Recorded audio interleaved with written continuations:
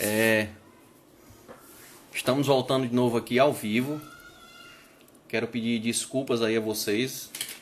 Algum problema aí que deu realmente aqui no nosso, não sei se no meu, na rede. Estamos aqui novamente voltando aqui ao vivo. Pedir desculpas aí a vocês, eu não sei o que aconteceu. A gente estava no meio de uma conversa aqui empolgado, né? E aí, vocês estão me ouvindo direitinho agora? Eu vou aqui chamar o Albert.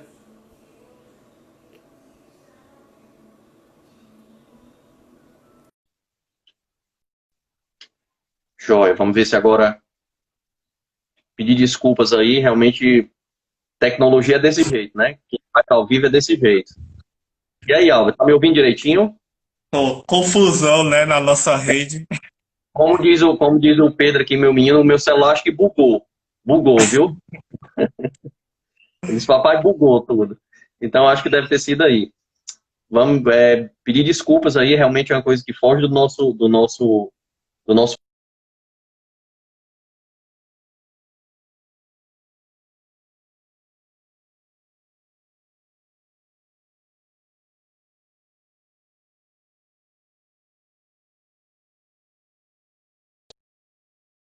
ação. Tá ouvindo, Albert? Tá me ouvindo direitinho? Agora eu tô, né? Travou aí Aham. Tá baixinho aí o seu. abaixo. Tá. E melhorou? Tá me ouvindo direitinho? Ô, Tá bom. Eu troquei aqui a internet também. O meu celular parece que deu um, um bugou total mesmo, viu? Ele não nem desligava, né? Não fazia nada. Eu fiquei aqui é. agoniado, aqui, Mas, querendo, mas, hoje querendo voltar. mas é assim mesmo, é muita pessoa mexendo, né? Em live, É, fazendo é. A gente estava aí, tava com muita gente aqui assistindo, né? Acho que quase me mandando 70, mensagem. quase 70 pessoas, mas eu vou voltar, já, já. É, vamos lá. Então a gente estava falando do serviço social, né? Que a gente, É. que a gente, o Albert, olhava para o paciente, passava a medicação e o paciente às vezes ficava olhando para a gente assim e não sabia o que dizer, né? E a consulta cirúrgica acaba sendo uma consulta mais rápida, a gente não consegue conversar sobre a questão social do paciente, né? Não consegue aprofundar nada. E quando a gente colocou o serviço social, a gente teve assim um ganho fantástico. A gente começou a melhorar a adesão dos pacientes ao tratamento, né? Por isso que a gente fala e a gente defende a bandeira e todo serviço de fissurado, de deformidade craniofacial, só funciona bem quando tem um serviço social forte. A gente está vendo agora, nesse projeto que a gente está participando, do teleatendimento, do telecare, né, que a gente vai conversar daqui a pouquinho, que a gente está hoje com quase não, com mais de 100 famílias sendo assistidas, então o serviço social é que está puxando isso, é que descobrem realmente essas famílias que estão numa vulnerabilidade social, né, por conta da pandemia, e a gente está fazendo essa distribuição de cestas e tudo, e através do serviço social é que a gente iniciou. E um projeto que iniciou com você, a gente conversando naquelas nossas conversas, né, um projeto de roda de conversa, né, roda de conversa.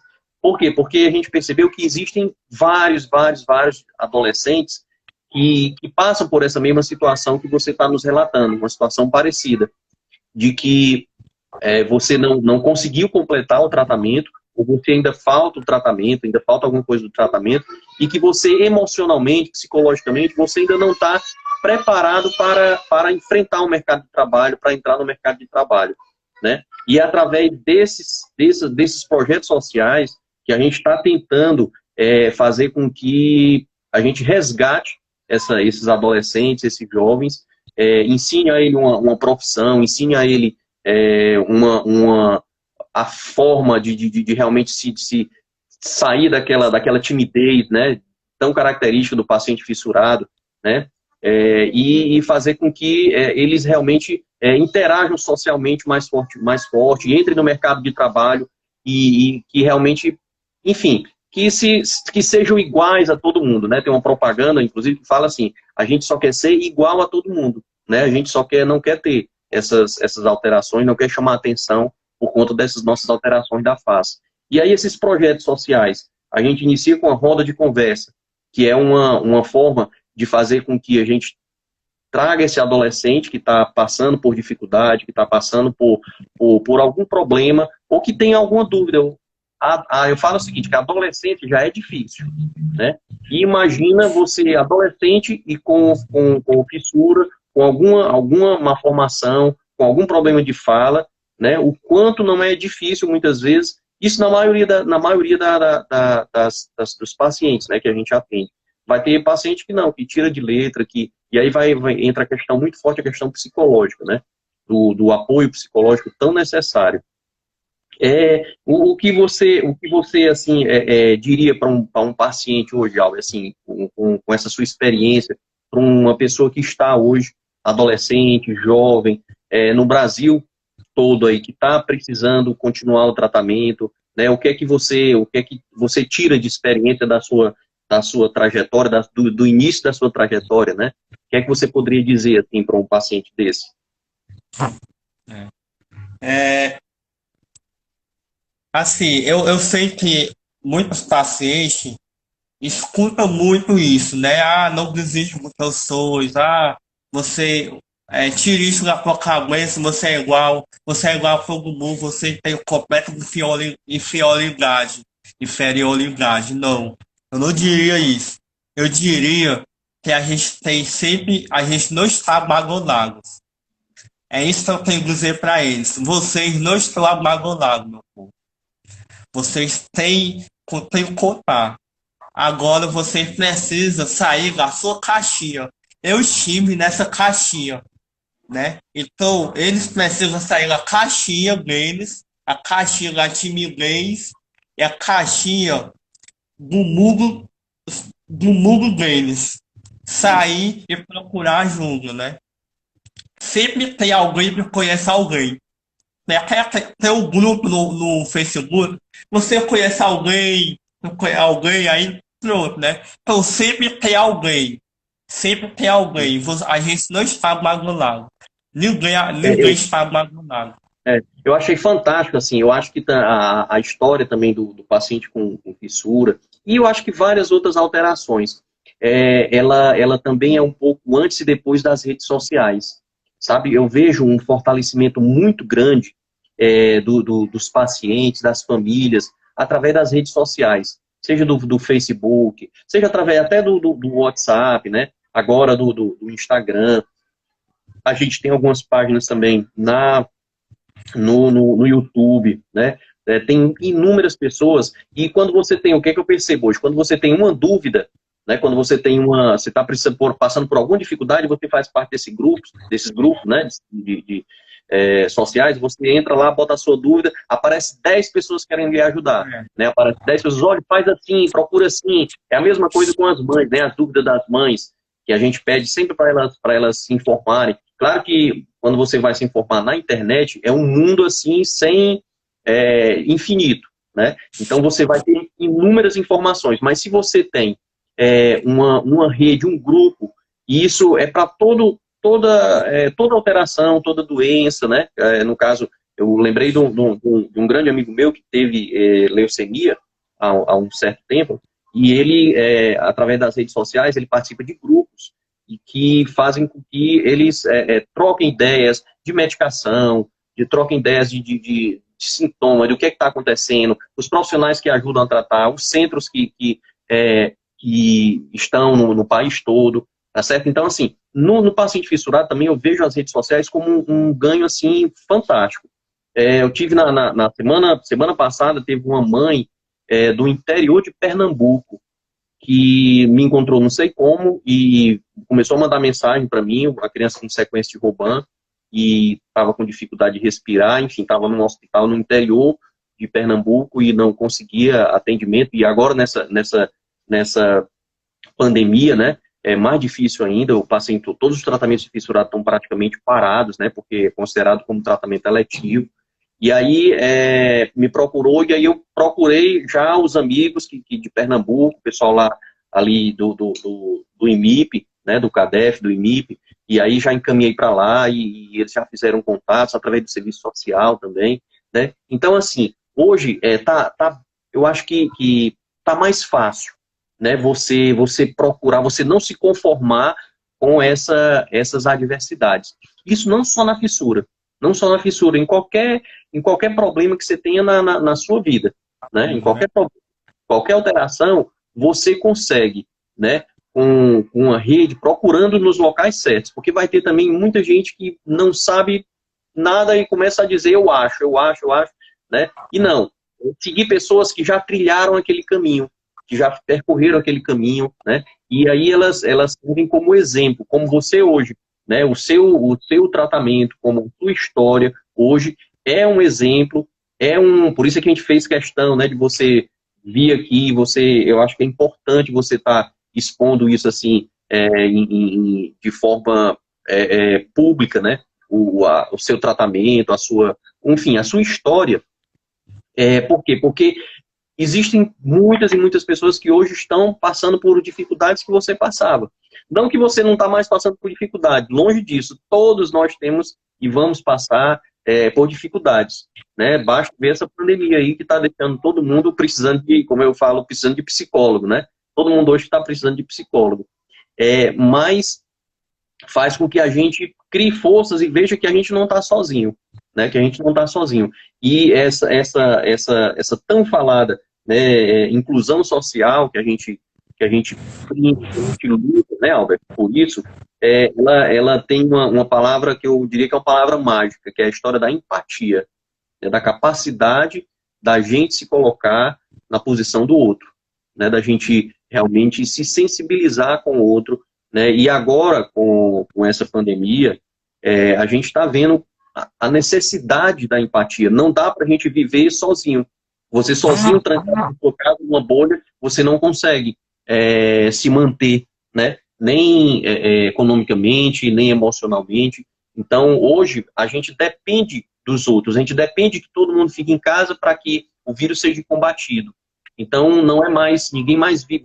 A gente acaba descobrindo que a gente não vive só, né? A gente tem que realmente, a gente precisa um do outro, né? A gente precisa um do outro. E a inclusão social, ela passa muito por essa questão da empatia, não é isso, Albert? O que é que você pensa assim, sobre isso? Assim, eu não sou especialista em estudo sobre inclusão social, né? Mas o dia, o dia eu fui excluído, né? Por causa do que eu sou. Então, a partir do momento que você nasce na sociedade, você já nasce incluído, né? Muito, a gente fala em inclusão social, muito, o que mais a gente fala é inclusão social, né? Mas antes da gente falar em inclusão social, a gente precisa falar, não cometer a exclusão.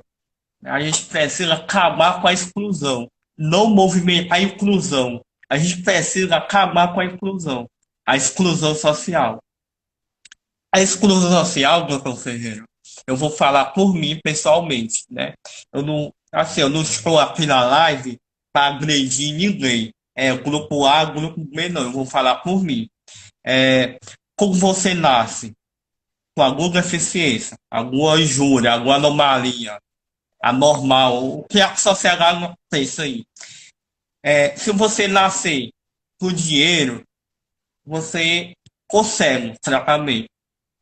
Mas se você nascer pobre, você é mais uma deficiência. Né? A pobreza é mais uma deficiência que a gente precisa combater. Foi o meu caso, né? Eu nasci numa família muito pobre mesmo. Hoje, os meus pais não tiveram a educação que era para ter, né?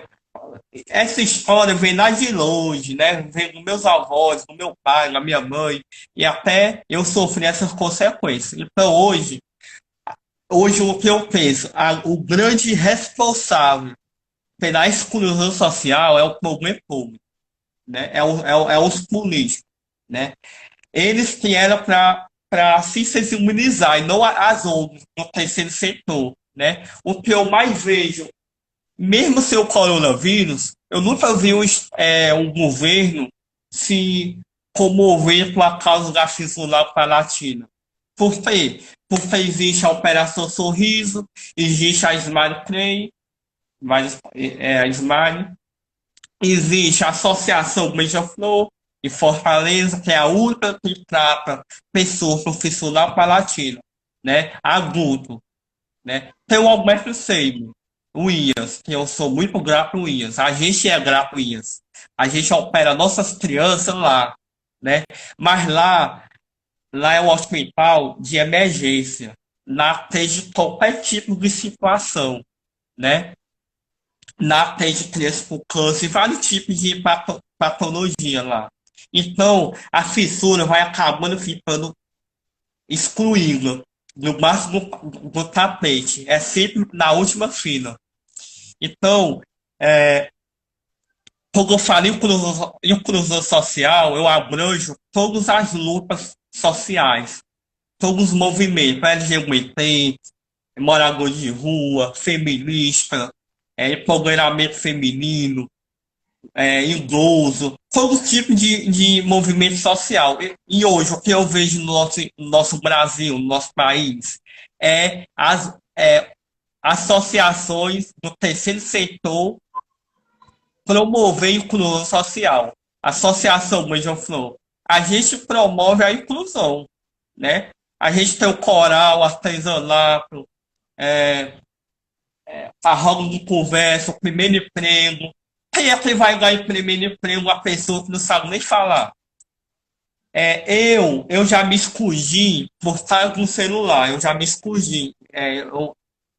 Tipo, não queria aparecer. E eu ficava atrás do celular. Mas eu imaginei, cara, eu fico só atrás do telefone, só nas redes sociais, sem mostrar meu rosto. Como é que eu vou ter os meus direitos, o meu espaço? Como é que eu vou incluir o meu povo na sociedade, no sistema? Porque a gente, quem nasce profissional palatina é excluído do sistema único de saúde, né? Então Alba, eu luto muito por isso, né? E a gente cansa, né? E até o senhor, Alba, calma, tenha calma, a gente já evoluiu tanto. Eu falei, doutor Ferreira, como o senhor me pede para me ter calma, me dói. Porque como é que a pessoa que nasceu com fissura e pobre vai querer ouvir a palavra calma, que vai chegar a sua hora, e eu tenho 25 anos, não vejo isso na nossa sociedade, eu não vejo essa exclusão. Agora sim, você, a associação, trabalha pela inclusão social. Agora, eu pergunto, o senhor me fez algumas perguntas, né? Agora eu vou perguntar uma coisa ao senhor. O que motiva, o que faz o senhor lutar, ter essa revolução com a fissura palatina? Por quê? O senhor deixa de atender, às vezes, o teu consultório, que é imenso, a gente sabe, né? É um dos consultórios de Fortaleza de odontologia, que é muita gente. O senhor tem quase 20 anos de profissão, mais de 20 anos por aí. E o que faz o senhor militar na fissura palatina? O que faz o senhor lutar pela inclusão dos pacientes? O senhor não tem filho fissurado? Já perguntaram uma vez se por que eu estava nessa causa se eu não tenho ninguém fissurado na minha família, né? Mas, Albert, é a empatia, sabe? A empatia. E isso aí a gente já, eu acho que nasce, e a gente está aqui também para aprender um pouquinho disso, sabe? Se a gente não nasce, não... Eu lembro que desde a primeira vez que eu vi uma pessoa fissurada, eu era criança e lembro hoje. Eu fiquei olhando para ele, ele olhou para mim, a gente trocou um olhar assim. Ele estava bebendo água, estava na rua, sabe, num barzinho assim, eu era criança, tinha saído com meu pai, e aí eu vi um adulto, né, com o lábio todo aberto, todo partido, e ele estava bebendo água. Quando ele estava bebendo água, ele olhou para mim. Eu estou lembrando disso agora, fazia tempo que eu não lembrava disso. Você me perguntou e me veio isso à cabeça, sabe? E aí eu era criança e fiquei olhando para ele assim, com um olhar forte, aquele olhar indiscreto de criança, né? Que se admira, aquele olhar puro de admiração, de ver o diferente, né? E aí ele cruzou o olhar comigo, ele ficou olhando para mim, e aí ele teve vergonha de mim. E aí ele baixou o olhar, sabe, Albert? E aí eu lembro hoje que foi a primeira vez que eu vi um paciente com fissura. Eu era criança, né, assim, devia ter, sei lá, não lembro, 5 anos, 6 anos, muito pequeno. E aquilo ali ficou guardado, acho que no meu coração, né? E depois eu, adolescente, eu tive contato com um amigo, para você ver, ele tinha a voz anasalada, a voz assim bem difícil, sabe? E a gente jogava handball no interior, em Morada Nova. E aí a gente colocou, ele tinha um apelido, era o Rena Rena, por conta da fala dele. Falava assim, Rena, Rena, Rena, Rena. E aí o apelido dele era Rena Rena. E ele levava aquilo numa boa, e ele convivia muito bem com a gente, sabe? E nunca ninguém, assim, claro que eu nunca era adolescente, também não sabia, né? Assim, só sabia que ele tinha o lábio partido, não sabia se ele tinha feito a cirurgia do céu da boca, mas por ele falar aquela voz espanhola, ele tinha um apelido de Rena Rena, e a gente jogava. Inclusive ele era titular na seleção lá, sabe? Ele era totalmente resolvido, sabe? E aí foi o meu segundo contato com a fissura lá palatina, né? E depois foi quando eu fui fazer residência, né? De cirurgia bucomaxilo, fazendo a residência, eu fui estagiar com o Dr. Teixeira, e o Dr. Teixeira vivia muito apaixonado, né? E vivia chamando, vamos fazer, Ferreira, vamos participar, vamos fundar uma associação, vamos fazer uma fundação, né, que é a FUNFAS chamada. E aí, no começo eu não tinha tempo, porque era residente, então era muito ocupado, muito atarefado, mas acabei participando da fundação, da Associação Beija-Flor. Aí é uma outra história, né, uma longa história também. Mas, e aí você começa a se envolver, porque, e hoje eu vejo até nos profissionais da saúde que estão trabalhando, né, nessa epidemia, enfim, o paciente da linha de frente, é aquele paciente que olha no olho, é aquele profissional, paciente não, aquele profissional que olha no olho do paciente. E por muitas e muitas vezes, a gente teve que olhar no olho dos nossos pacientes com fissura, onde a gente trabalha, e dizer para ele que não tinha vaga para operar, que não tinha mais o que fazer, né? E isso começa a causar como você fala, uma revolta no coração da gente. E você começa a não dormir mais à noite, tranquilo, sabendo que tem tanta gente precisando da sua ajuda, precisando do seu trabalho, e aí isso faz com que a gente mova alguma coisa dentro da gente, do nosso coração, né? E a gente começa realmente a aflorar essa empatia pela dor do próximo, e eu acho que isso é fundamental, né? Quando a gente precisa disso para viver, né? A gente precisa realmente sentir as dificuldades, sentir o que o outro está passando, para poder a gente ser mais humano mesmo, sabe? Ser mais companheiro, ser mais, enfim, ajudar, porque a gente descobre, com o passar do tempo, que a gente só é feliz quando a gente doa. Quando a gente doa. Quando a gente doa o quê? Doa alguma coisa não intangível, né? Doa sentimentos. Doa o carinho, doa o amor, doa a compaixão, porque a gente cria aquele sentimento bom dentro da gente e faz com que aquele sentimento mova a gente a fazer alguma coisa para o próximo, né? Então, é meio que inexplicável a gente explicar isso, mas é aquela história, não dá para a gente explicar muitas vezes com palavras, faltam palavras. A gente consegue sentir, né? Consegue sentir e realmente lutar para que tantas pessoas que precisam, né, que vivem essa exclusão, que vivem essa dificuldade, e a gente tem que fazer alguma coisa. Tem que fazer alguma coisa. A gente está cheio de projetos, inclusive, né, Albert? A gente, vou até dar aqui uma palhinha. A gente tem aí no Instagram, o Planeta do Bem, a gente está tentando ver, estruturar alguma coisa, e futuramente a gente vai estar junto aí. A gente não pode revelar agora nada, né, porque a gente está ainda na fase embrionária, mas projetando para que a gente amplie cada vez mais essa rede de ajuda, rede de apoio, e não só para o paciente fissurado, mas para muito mais. Como é que está o nosso tempo? Já está passando, né, da hora, a gente teria 1 hora, mas acabou caindo. Vamos eu tinha até colocado aqui. Pode falar. Antes de você começar outra pauta, eu queria falar, essa empatia aí do senhor, eu acho que não é empatia qualquer, porque existem dois tipos de empatia, na minha visão. Uma é empatia emocional, que você vê um morador de rua ali, ou fissurado passando fome, necessidade, você vai lá e dá uma esmola, como acontece aí, por aí.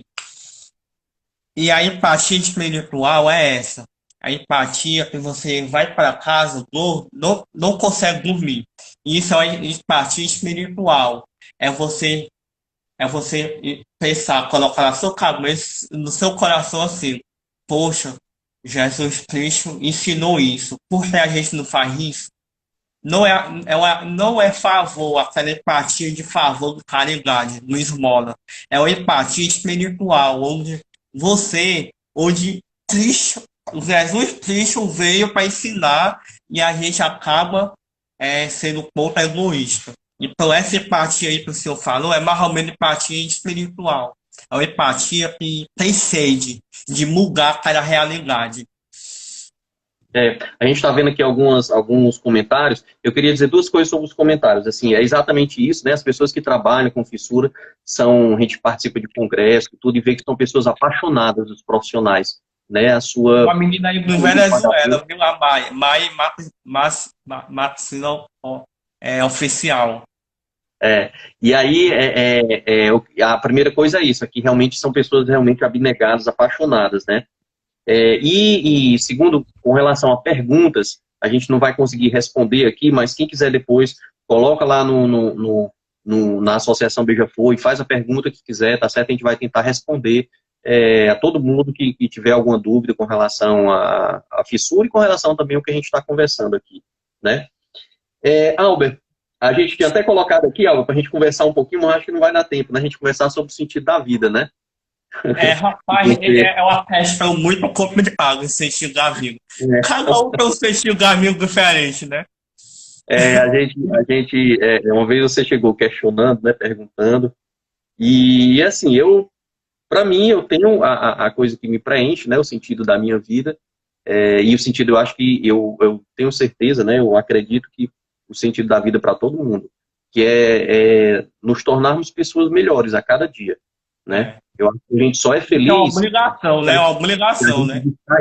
É uma obrigação, a gente está aqui nessa obrigação de nos tornarmos pessoas melhores. E isso, melhores não pelo lado de ter, né? Mas é pelo lado do ser, né? É pelo lado de ser, pelo lado de você realmente fazer transformações interiores, né? Que realmente não tem nada no mundo que tire essas transformações de você. Mas aí eu acho que é um outro tema, né, Alba? Depois a Assim, gente vai... é outro tema. Assim, a gente só trouxe passado até agora. Assim, vamos falar só para concluir algumas coisas. A solução. A Uhum. solução para a inclusão. Qual é a solução, pessoal? Acho para o professorado realmente ser tratado como igual, como o pessoal do câncer, o pessoal do HIV, como qualquer outra doença. O que é que o senhor acha? Qual é a solução que o senhor tem É. para isso? Hoje a gente sabe que no mundo todo você tem centros de tratamento, né, onde o paciente chegue, receba o tratamento desde a mãe grávida, né, até o final do tratamento dele, passando por especialistas e por várias áreas, né, áreas médicas, não médicas, e reabilitando a parte funcional e emocional desse paciente.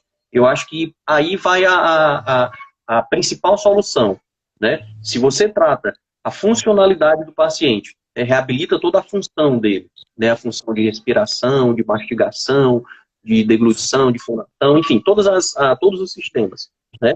E se você dá um apoio psicológico para esse paciente, né? Para que ele se fortaleça e faça com que esse tratamento, que é um tratamento longo, de muitos anos, que ele passe isso como realmente um momento que vai ter um final e que depois ele vai ficar totalmente reabilitado, né? O caminho passa por aí, tá? No meio, claro que no meio disso vão ter percalços, vai ter a pré-adolescência, vai ter a adolescência, vão ter cirurgias, tratamentos, né? E aí ele precisa realmente desse apoio emocional muito grande. E o apoio principal que a gente fala é o fortalecimento da família. Eu falo toda vida que eu não vou, quando vou conversar com os pais, eu falo o seguinte, que a gente dá o caminho, né, para que a família siga, mas quem vai percorrer aquele caminho é a família. Então, assim, se não tiver uma adesão realmente da família, um fortalecimento da família, o tratamento realmente ele desanda, né? E o que eu percebo, né, nas famílias, assim, famílias de classe média, famílias de uma classe mais alta, quando tem uma criança com essa alteração, com essa malformação, ela fortalece os laços da família em busca desse tratamento. E eu percebo que nas famílias com a condição socioeconômica mais baixa, né, é um problema muito grande. Por quê? Imagina que essa mãe tem 1, 2, 3 filhos, e a criança tem fissura, e aí ela precisa levar, né, todo mês, toda semana para o hospital, para o tratamento, e aí ela não tem como deixar esses outros filhos sós, né, e ela tem que trabalhar também para prover, né, financeiramente a família. Enfim, causa uma condição difícil para a família. E aí é através das associações, através das entidades, por conta do Brasil ser um país ainda de terceiro mundo, né? Enfim, um país que tem uma desigualdade muito grande, a essas associações, como a Associação Beija-Flor, ela tenta fazer com que esse impacto socioeconômico ele seja menor nessas famílias, né, que precisam do sistema público, né? Então, assim, para que se a gente criar essa rede de apoio para que a família não abandone o tratamento, né? E, por exemplo, como nessa pandemia que a gente está atendendo mais de 100 famílias, a gente está dando kits de higiene, a gente está dando cestas básicas, estamos fazendo tratamento também, o teleatendimento, né, de fono, de odontologia, de psicologia, né, a gente está dando toda essa assistência, através desse fortalecimento que a gente vai conseguir chegar num fim realmente ideal e conseguir reabilitar nossos pacientes. A gente vai ter que parar, na verdade, de sequelar nossos pacientes. Essa é uma luta que a gente trava diariamente. Eu ainda carrego a exclusão na minha voz, na minha face, né? A verdadeira exclusão eu ainda carrego do Estado. E hoje Uhum. a gente tenta melhorar isso para futuramente, né? Para a gente receber outros fissurados, mas que já tem o tratamento. Então a gente está lutando hoje pelo futuro melhor. Que outras mães que não tenham condições de pagar o tratamento não tenham seus filhos com sequelas, né? Hoje eu carrego grandes sequelas. Só para me mostrar aqui uma foto minha quando eu era criança. Tá velhinha, Uhum. mas, ó, essa é minha mãe, ó. Esse sou eu, há 5 anos de idade. Eu Isso foi fiz logo a depois da sua primeira. cirurgia, né? Aí essa é minha mãe. Essa, gente, é o retrato de uma mulher guerreira, que é nossas mães. Como é sempre, e as mães da Associação Beija-Flor. Eu tiro o chapéu para elas, ó. Minha São mãe, verdadeiras guerreiras, linda, verdade. mas sofrendo. Olha o estado do cabelo dessa mulher. Olha a fisionomia de cansada. Isso é realidade da mãe que não tem dinheiro para tratar o filho. E esse cara sou eu e meu primo, que eu era pequenininho, ó. Não dá pra ver a fissura, mas aí era bonitinho. Então, É. eu guardo essa lembrança da minha mãe, né? Mesmo hoje eu não estando com ela, mas eu guardo essa lembrança. E eu sinto que as mães da associação são minhas mães. Elas É. são as minhas mães. E outra coisa, o pessoal do Sudeste, né? Eu ouvi uma palestra de uma menina. Ela falando, se eu nascer, se fosse para mim nascer de novo, eu nasceria para a fissura. Certo, eu não vou julgar o pensamento dela. Cada um se aceita do jeito que é. Eu, algumas pessoas perguntam, mas e a sua você já se revoltou com Deus? Eu já me revoltei com Deus. Mas isso antes de eu conhecer a associação, antes de eu me sentir igual, né? Aí, agora sim, eu busquei apoio espiritual no espiritismo.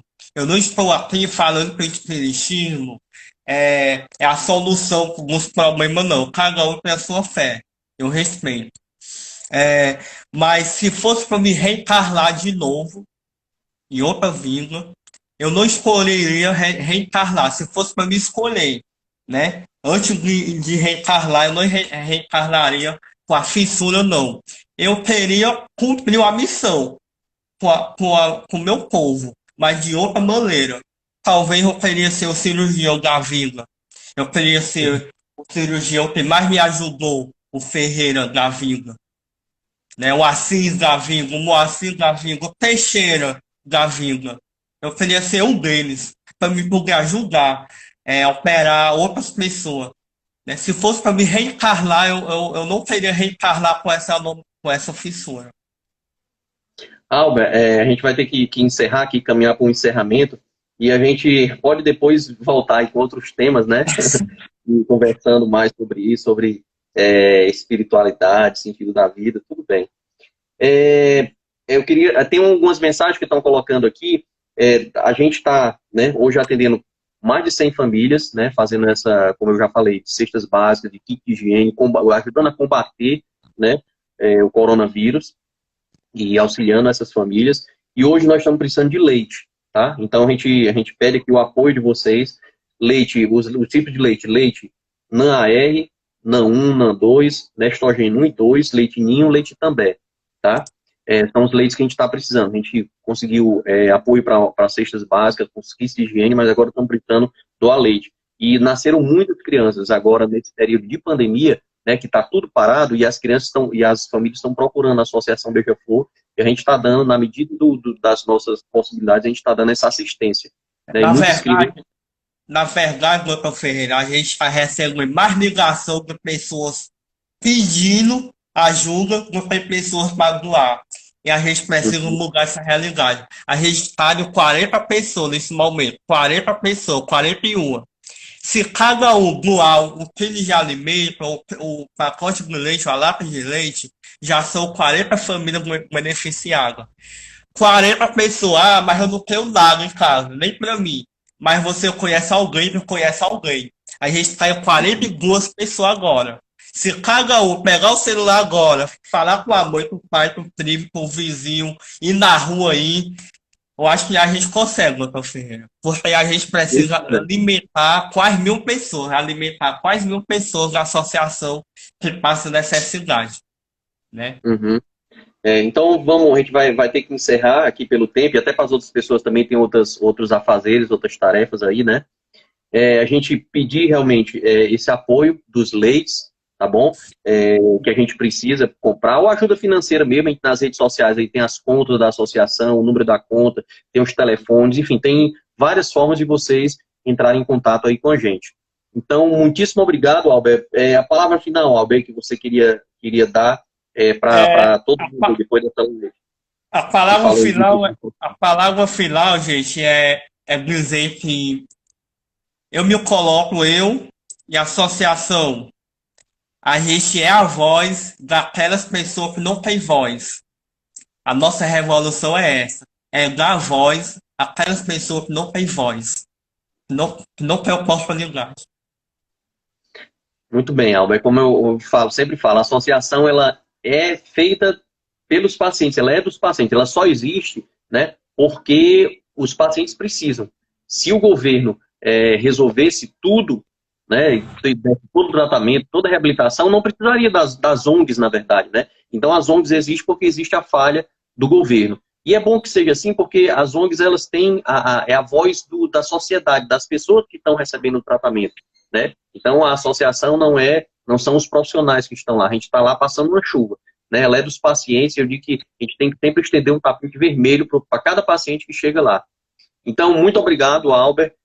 Se Deus quiser, a gente vai ter aí outras oportunidades para conversar, para debater, para conversar sobre fissura, para conversar sobre a vida mesmo, né? Sobre espiritualidade, que não deu tempo a gente conversar, né? Mas a gente faz aí outro momento para fortalecer. Um grande abraço a todos vocês. De coração, a associação está aí para ajudar, está aí para ficar do lado, né, de vocês. É uma família, na verdade, a gente chama Família ABF, né, Albert? Então, muito obrigado a todos que que todo mundo se sinta aí abraçado, né, se faça a sua parte com relação aí a essa pandemia, para que a gente possa logo superar esse momento tão difícil da humanidade que a gente está vivendo hoje. Então, muita empatia, muito amor no coração para vocês, Albert, né, meu grande irmão, Albert, né, é, tudo de bom para você e Um para todo mundo aí. abraço. Um abraço aí de coração, um abraço com álcool gel, né? Tá bom? Pois um abraço grande. Tchau, tchau, pessoal. Tchau a todos, tá? Vamos aqui fechar aqui.